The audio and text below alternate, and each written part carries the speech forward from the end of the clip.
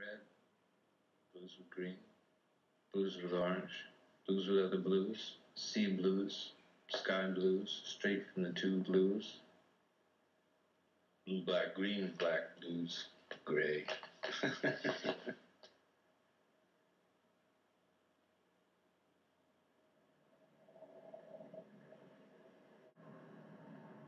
Well, in art school, you're always told to keep a notebook, so I'd go to coffee shops and sit and draw.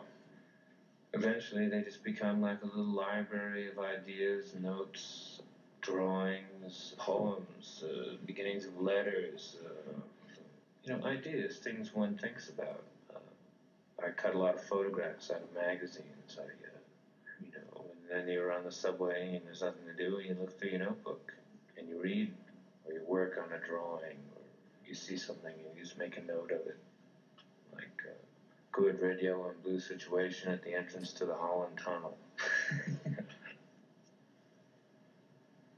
Things in the studio, they're sort of extensions of the notebooks.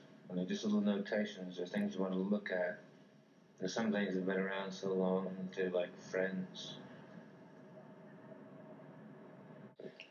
These could be considered details of the grid, just as in a way, a one-color painting could be considered a detail of a Pollock line in space.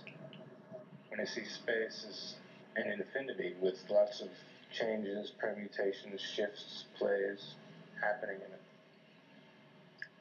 and lots of tension. It's hard to look at paintings. It's really difficult. Very strenuous kind of activity. But very, very rewarding. Very rewarding.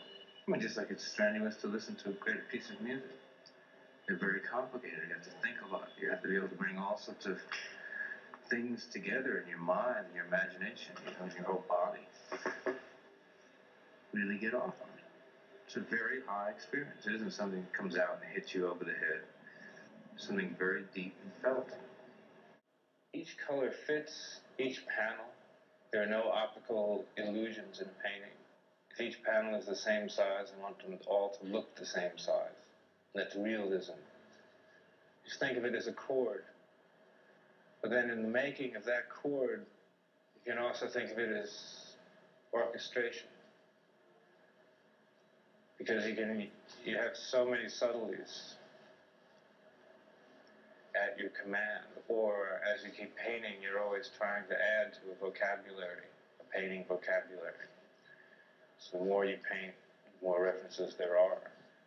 That's why the really good painters are usually old ones, because they really know. They've been working on it carefully all their lives. Younger painters, are usually interesting because of a certain kind of youthful energy. And so be very hyperactive in a sort of intellectually creative way. But as you get older, you refine and refine. I assume, I hope.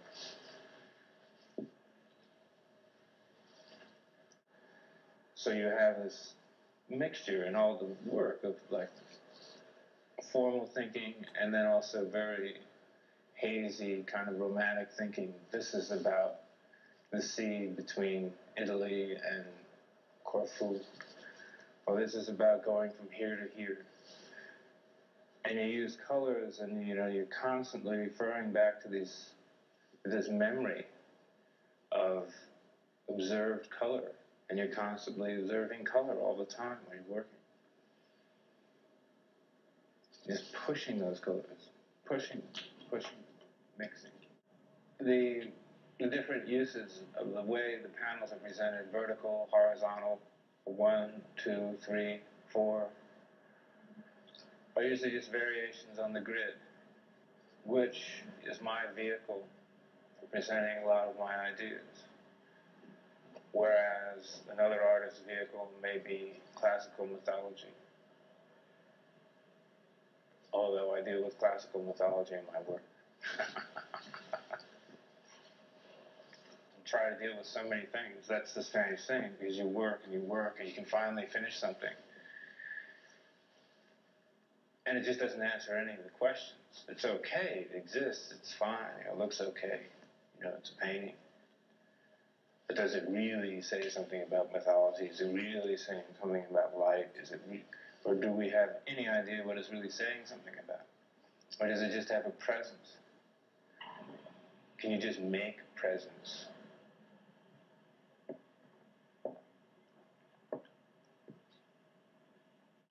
Artists are all crazy. I wouldn't trust a painter unless I thought he was crazy in some way. He or she. And it always shows in the work. You're operating in a gap. No,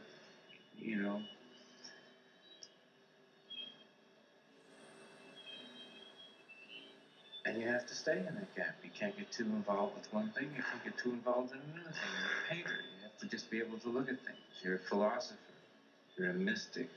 You're a priest. You're a journeyman. A craftsman.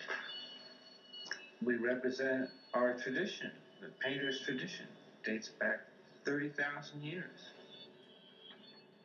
Good painting usually occurs at times of bad government, bad times, and I think we live in horrendous times. Horrendous times. And when the artists, the painters, the poets, the sculptors, the dancers, musicians, and they rise to those occasions, they give man a reason to believe that he's just not ordinary, that he's really great. And yet at the same time, remaining humble.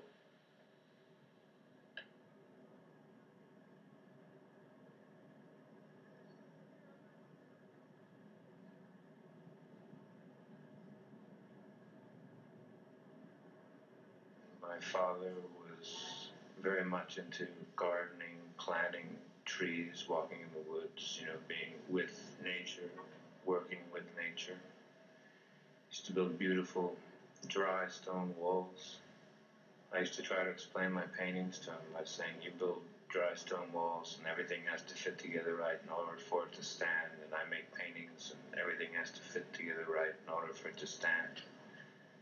But he never quite got the comparison.